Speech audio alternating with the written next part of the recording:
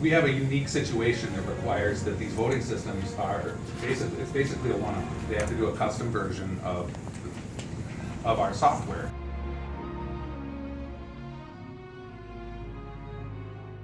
The dedication to integrity, to getting it right. Do we have more time? Come to the county, even though they do only process the absentee ballots for the townships.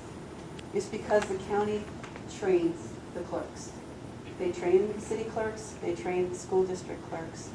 And while it's been presented to us on several occasions that the county does not dictate to the cities, it has been our experience in talking to the city clerks and the school district clerks that they rely heavily upon the county's guidance. Ballot boards? Ballot boards. Yes, that's correct. Staff by election. Staff by, As opposed to. Madam Chair, Commissioner, they're staffed in various ways. In various ways, okay. Some use deputy. some use deputy clerks, some use election judges. Our proposal here is to use election judges.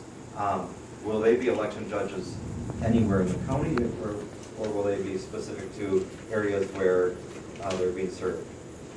Where we actually go in? In other words, from the small cities. Will they be coming from the small cities and townships, or anywhere within Dakota County? Madam Chair, Commissioner, I'm required to use the election judge list from the Secretary of State first. Okay. Obtain the data, and will there be a public viewing area to actually review the logs of the handwritten logs of what boxes were brought in, taken out, as well as the card scan logs for each of the users that may have gone in and out. So those So that processes. what's public and private and non-public is governed by state law, and we will adhere to state law.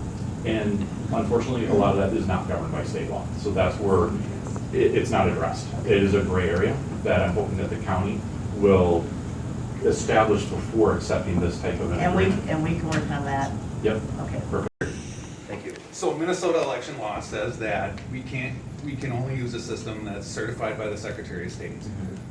So Minnesota has some very unique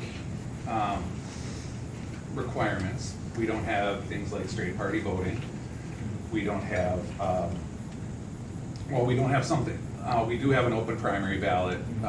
We have a unique situation that requires that these voting systems are it's basically a one-off. They have to do a custom version of our software. You won't see 5C many other places, you know, because it doesn't fit.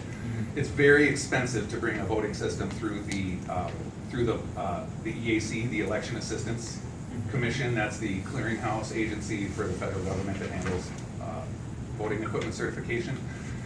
And the reality is that systems do age out. Sometimes the systems age out. It takes, the vendors do not, and all vendors have had expired software. This is a common with all manufacturers of equipment, that the Windows system reaches end of life, and you know, so the thing you do is you buy extended service on it. Some of the other things, you know, I'm glad you identified them, because we'll take a look at all of those things and find out what we need to do about it. But unfortunately, the lag in the way that Minnesota is so unique creates a delay in getting software here.